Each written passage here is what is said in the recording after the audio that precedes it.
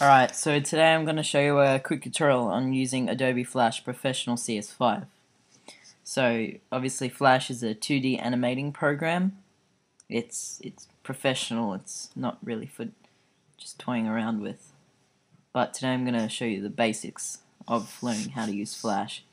Mind you, I'm not a professional myself. Alright, so the first thing we want to do is just click Action Script 3 for a normal animation. So we've got our canvas here. If you've ever used Photoshop before, you can compare it to this. We've got our layers here, so we can create another layer and delete it, group it, and undo that. And drawing on the canvas and stuff, it's a lot like Adobe Illustrator. It uses vectors. For those of you who don't know what vectors are, it's more like, instead of putting pixels on the canvas, you're putting a vector point on the canvas. That means if I, let's say, draw this object,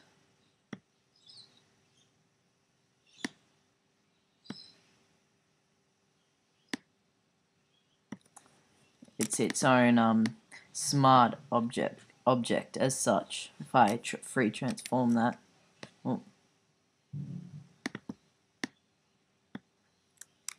and change it as big as I want, and it won't go all pixelated like it would with normal drawing programs.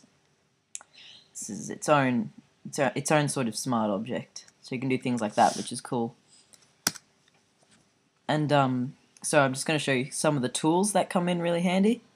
The one that I probably use most is the pen tool here. It gets a bit tricky, but I've watched plenty of tutorials that show me how to use it. It's just a matter of getting the hang of it. Gets pretty frustrating sometimes, especially if you don't have a drawing tablet. It's still really good because you can still use it just fine. Okay, so what I've done here is I've just created a point over here, part of the vector, and what I can do is I can create another one over here. I hold it down and I can adjust it to create a curve like this, and then I leave it.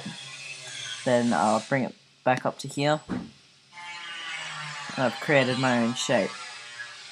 Very cool. That's not all we can do with the pen tool though.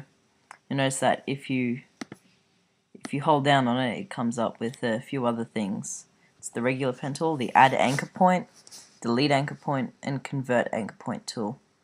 I guess first I'll show you the anchor point tool.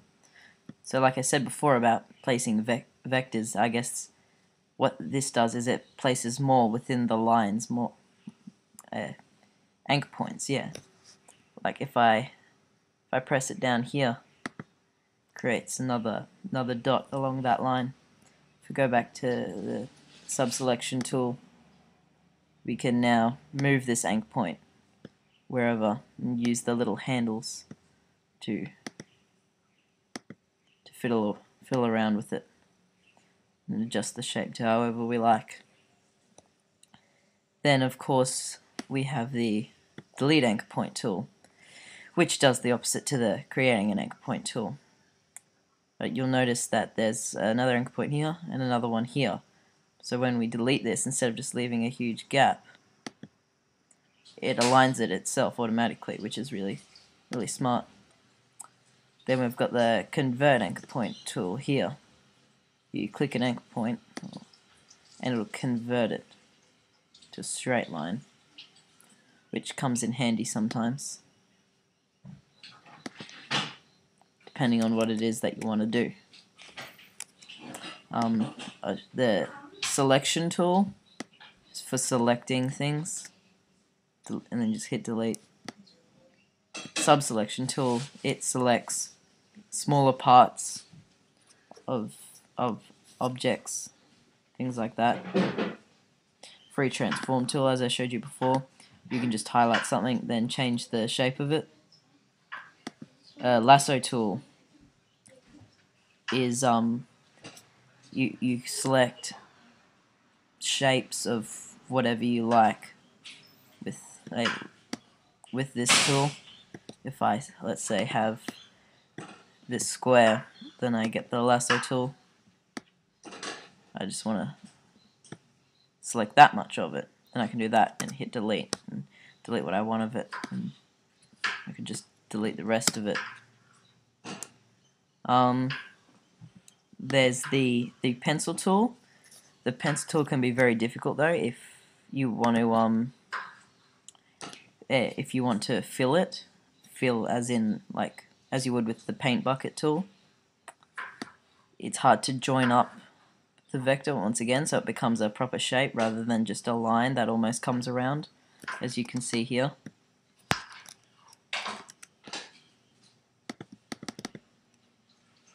It's a bit annoying. I'm sure there's a shortcut for doing that. Once again, same with the paintbrush tool, except I'm pretty sure there are a few more options for colors and stroke and things like that. Paint bucket tool, as you know, this annoyed me at first when I was just fiddling around with this program trying to learn how to use it. Unless the object is filled in, it won't let you fill it with color, because as you notice there's a gap, so it won't fill in. Whereas if I was to join it up with the pen tool here, like this, it's properly been joined up. So now I can go here, get my bucket tool, and fill it. Whereas this one will not. I'm clicking now; it won't let me. You get for yourself what this tool does. It just moves around the screen like that, and this tool is for zooming. It's very similar as you would do in Adobe Illustrator. Also that shortcut for the zoom tool is Z. Alright, so now down to the business when it comes to actually animating. I'm sure there are many other ways of doing this, like onion skin and stuff like that, but this is very long process for doing a long animation, but it can be very precise. Okay, well, I'll just start off by drawing this shape. So I've drawn this shape here. It's on this 1 second frame here. Now, if I'm holding down function, then I'm pretty sure it's F6. It replicates the previous one here and brings it to here, so we can now edit this one. But if I didn't want to replicate it and just wanted to create a new slide, a new frame, then I'd go F7, function F7. And see, that's gone, but it's still on this one. Can just hit, oh, what's it doing?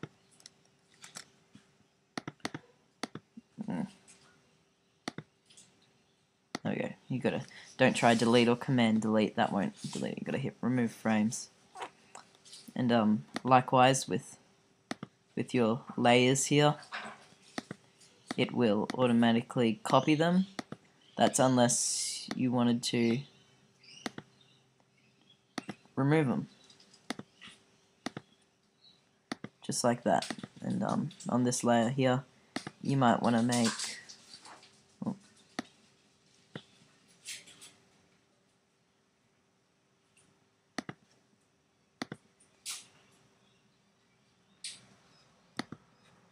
Alright, I don't know what's going on there. Oh, right, there's no frame at the moment, so we just go F7, creates a new frame there. So now I can draw on it, otherwise it wouldn't let me. Just drawn a pretty crappy eye there. Look, there are many other tools of doing this, it's just a matter of fiddling around with it. And the way of testing it is Command Enter. See, it's just flashing there because it's only 2 seconds or 2 milliseconds, I can't remember. And So it's flashing it, it's repeating its way through. And these tools here, frame rate, frames per second, FPS. You just hold it, drag it up for more, drag it that left for less. It's pretty straightforward. Let's leave that. Text tool, like you would in Photoshop or any other program really, whatever. And that's about it. It's a matter of fiddling around with it and learning how to do it. Alright.